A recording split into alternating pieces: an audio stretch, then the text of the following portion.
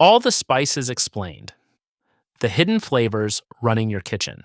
You use them every single day. You recognize their taste instantly, but almost nobody really knows what spices actually are, or how powerful they've been in shaping food, culture, trade, and even history.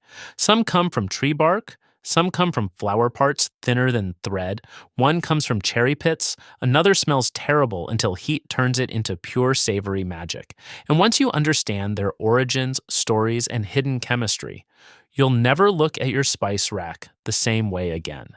Spices aren't just things you sprinkle on food, they are dried seeds, roots, berries, bark, resin, flower buds, underground stems. Each one carries natural compounds that control flavor, aroma, color, and heat. For thousands of years, humans crossed oceans searching for them. Empires grew wealthy trading them. Roots were carved across continents because of them. Entire cuisines were built around them. Today, they sit quietly in tiny glass jars in your kitchen.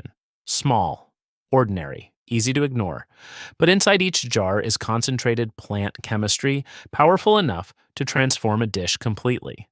Open the rack, and you're holding a global collection of flavor. Some spices don't just change taste, they transform how food looks. Annatto is one of them. It comes from the bright red seeds of the achiote tree, native to tropical regions of the Americas. When ground or blended into a paste, it gives foods rich shades of yellow, orange, and deep red. That warm glow you see in many Latin American dishes often comes from annatto. The flavor is mild, slightly earthy, a little nutty with a gentle peppery finish. It rarely takes center stage, but it quietly deepens both color and taste. But color becomes even more dramatic with one of the rarest spices on earth: saffron.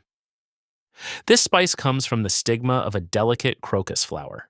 Each flower produces only 3 tiny strands, and every strand must be harvested by hand. Thousands of flowers are needed for just a small amount. That intense labor is why saffron is the most expensive spice in the world. Its flavor is subtle but unmistakable, slightly bitter, warm, floral with a hay-like aroma. But its real power is visual. A few strands can turn an entire dish golden: rice, seafood, stews. Saffron gives them a luxurious color and fragrance that instantly feels special. Then there's turmeric, a root from the ginger family that stains almost everything. It touches a deep golden yellow. Its flavor is warm and earthy with gentle hints of pepper and ginger. Turmeric forms the visual backbone of curries across South and Southeast Asia. It's also used in rice dishes, lentils, pickles, condiments, and even teas. Add a little, and both the color and depth of a dish shift immediately. But not every surprising spice comes from colorful roots or delicate flowers. Some hide in plain sight. Allspice sounds like a blend of multiple spices. It isn't. It's a single dried berry from a tropical tree. Early traders thought it tasted like cinnamon, nutmeg, and cloves combined, so they named it allspice. One ingredient that feels like 3. Warm, aromatic, slightly sweet, deep and comforting. It plays a major role in Caribbean cooking, spice rubs, and classic meat dishes. Cloves are even more unusual. They are dried flower buds, picked before blooming and dried until dark and hard. They contain extremely concentrated aromatic oils that give them a powerful, warm, sweet, slightly bitter flavor. A tiny amount can perfume an entire dish. They're used in spiced meats, baked goods, desserts, and warm drinks. Because of their intensity, they're handled carefully, almost like drops of flavor. Juniper berries aren't berries at all. They're seed cones from a tree. Crush them, and they release a pine-like freshness mixed with woody and peppery notes. They're often used in marinades, pickling blends, and dishes with rich meats where their sharp freshness helps balance strong flavors. They're also responsible for the distinctive taste found in gin. And then there's mahleb, a spice made by grinding the kernels inside cherry pits. It carries a flavor that blends nutty bitterness with subtle sweetness, often compared to almond and marzipan. It's widely used in Middle Eastern and Mediterranean baking, adding aromatic depth to breads, pastries, and desserts. It also pairs surprisingly well with meats and cheeses in savory dishes. But the most dramatic spices don't just smell or taste interesting, they create heat. Chilies are technically fruits. Their heat comes from capsaicin, a natural compound that protects the plant's seeds and creates that familiar burning sensation. Humans didn't avoid that burn, they embraced it. Different varieties bring different levels of intensity and flavor. Drying them concentrates everything. That's how regional pepper traditions developed across the world. Smoky dried peppers, sweet ground powders, crushed flakes with slow building warmth. Paprika adds color and gentle sweetness. Chipotle delivers smoky depth. Aleppo pepper brings mild warmth with fruity notes. Gochugaru balances heat with subtle sweetness and vibrant color. Cayenne turns heat into precision. Made from dried and finely ground peppers, it delivers sharp, direct spiciness that spreads evenly through dishes. Just a pinch can lift intensity without changing the core flavor too much. It's used globally in sauces, stews, beans, meats, and even breakfast dishes. Mustard works differently. The seeds themselves aren't very hot, but when crushed and mixed with liquid, natural sulfur compounds activate and create that sharp, nose-tingling sensation.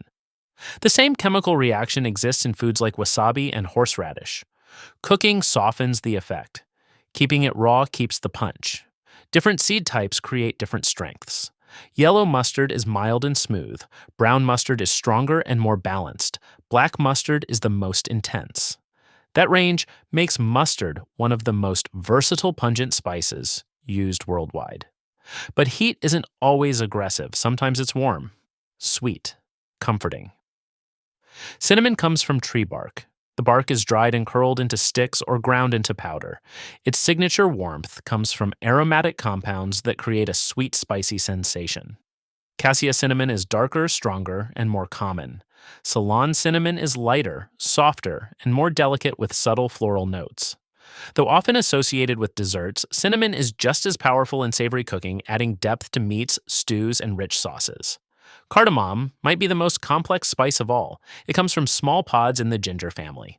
The flavor feels layered, warm, sweet, citrusy, floral, and slightly minty at once. Green cardamom is common in desserts, teas, and fragrant rice dishes. Black cardamom is smoky and bold, used mainly in savory meals. Crushing the pods releases an aroma strong enough to define an entire dish.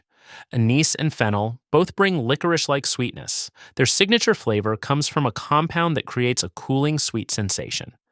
Anise is popular in baked goods, candies, and flavored drinks. Fennel seeds are especially valued in savory cooking, pairing well with meats and sausages, while adding gentle herbal sweetness and mild bitterness. Garlic powder delivers savory depth without the sharp bite of fresh garlic. Made by drying and grinding garlic bulbs, it blends smoothly into spice mixes, sauces, and marinades. Compared to fresh garlic, it's milder and slightly sweet, making it easier to control and layer. Ginger changes personality depending on how it's prepared. Fresh ginger is sharp and spicy due to a compound called gingerol. Heat transforms it into zingarone, which tastes milder and slightly sweet. That's why dried ginger is common in baked goods and desserts, while fresh ginger dominates stir-fries and savory dishes. Grains of Paradise offer peppery heat with floral citrus notes, acting like a more complex version of black pepper. And thyme works quietly in the background. An aromatic herb with subtle woodsy and slightly minty tones, it supports vegetables, meats, seafood, eggs, soups, and slow-cooked dishes without overpowering them. It's often part of classic herb blends that build deep, balanced flavor. Some spices don't build flavor gradually. They finish dishes with contrast and brightness. Sumac adds tangy sharpness without citrus. Made from dried berries ground into a deep red powder, it brings fresh acidity that lifts grilled foods, rice dishes, and salads while adding vibrant color. Asafoetida has one of the strangest transformations in cooking.